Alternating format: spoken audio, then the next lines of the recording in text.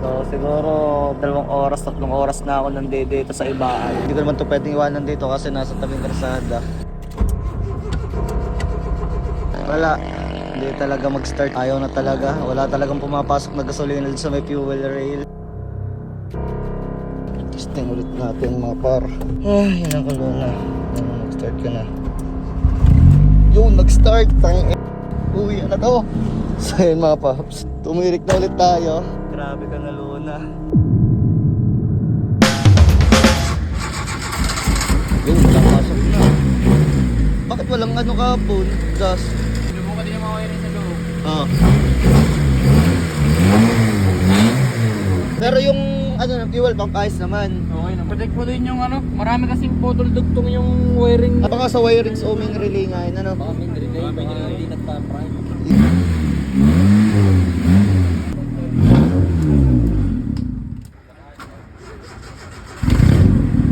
Oh, nabubuhay.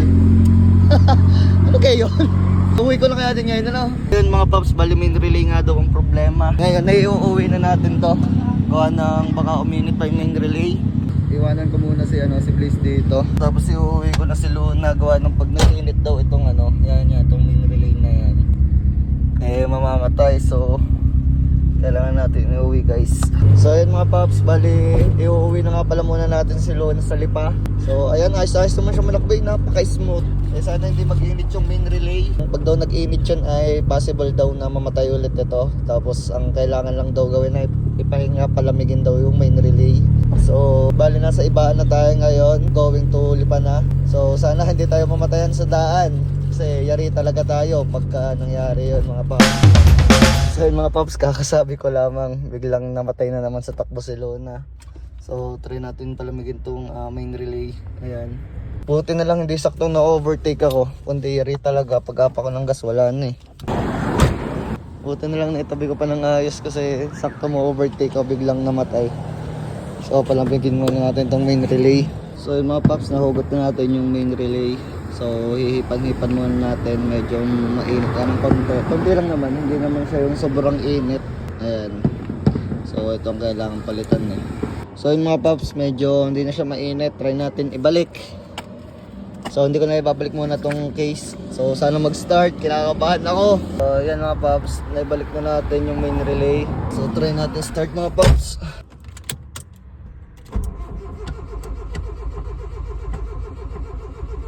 Ayaw mabuhay.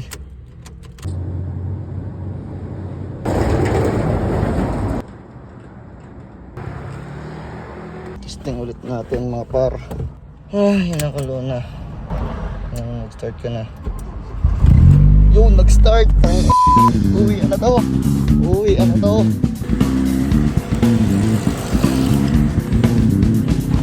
Uwi, ano? Mamatay pa. Okay. Okay.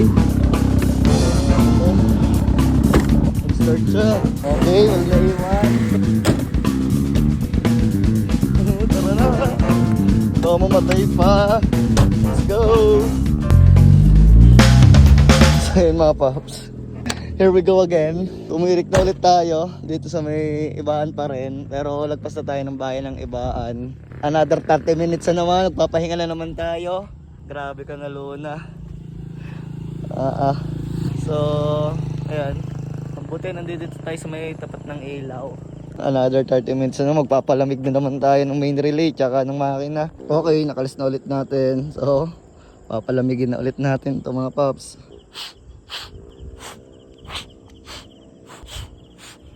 Hindi ko lang alam mga paps kung anong problema kung main relay.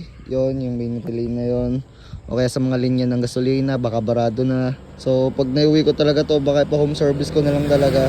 So sana maiuwi na natin, konting-konti na lang eh. Hindi, mga ilang kilometer pa ba? Siguro mga 7 kilometer pa to. So guys, try ulit natin isalpak. Yan, nasalpak natin. Anong start ko na Luna, uwing-uwi na ako. Luna naman, uwing-uwi na ako.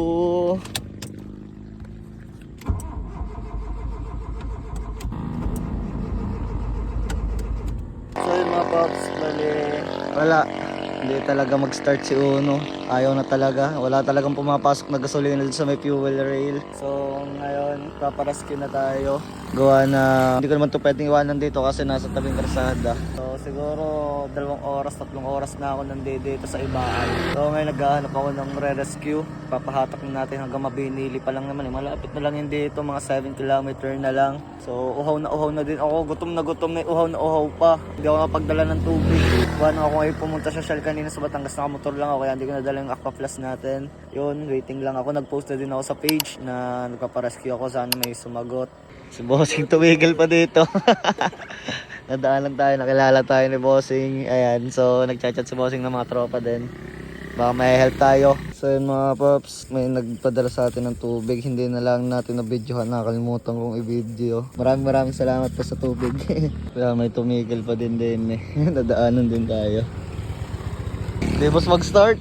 Ay siguro kung ari mag-i-start, siguro pagdating ng Kalamyas, mamamatay ulit. Gayon siya pag nainit na. Ay, Bossing. Ayun, sakto. Tay, babaklasin ko muna ang bumper. Yo, may mga rescue na nga pala tayo mga paps. Yan, may doon kami na rescue, may nakaban. Mga tagay-bahan lang din. So, ayan, tinutulungan na tayo na Bossing. Yun, okay na, hihilahin na. So, yun, okay na mga paps, bali may hihila na. Tapos itong bumper din nilalagay sa van. Talagang buti nila ang sinabossing. Boss, thank you agad. Thank you. So, okay naman. Hindi naman anong pipings. Tibay naman ng intercooler. Buti na lang may mga mababait na taga dito sa ibaan. Yun, big shoutout sa inyo agad guys. Maraming salamat sa pag-rescue. Hindi naman dapat talaga akong papahatak eh. Tatry kong mabubuhay pa. Kaso ayaw na talaga. Nabuto lang tali guys. Parang umipit sa gulong. So ayan yung mga kasama natin. Ayan. Putol yung tali. Gawa ng palusong dito mga paps eh lumubay yung ano. Bas parang umipit sa gulong. Kaya naputol.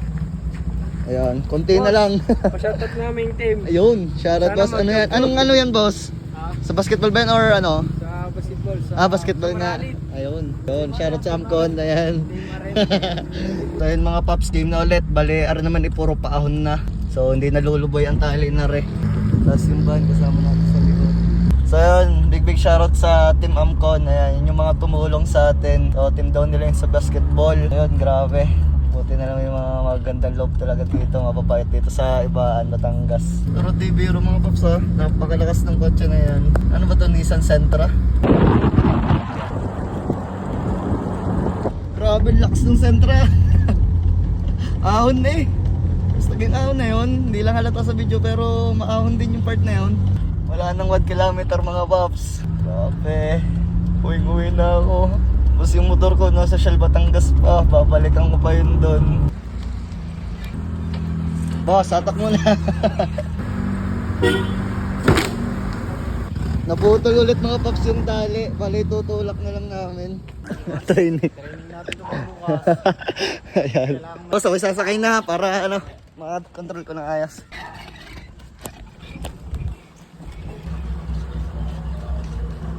Putik, success.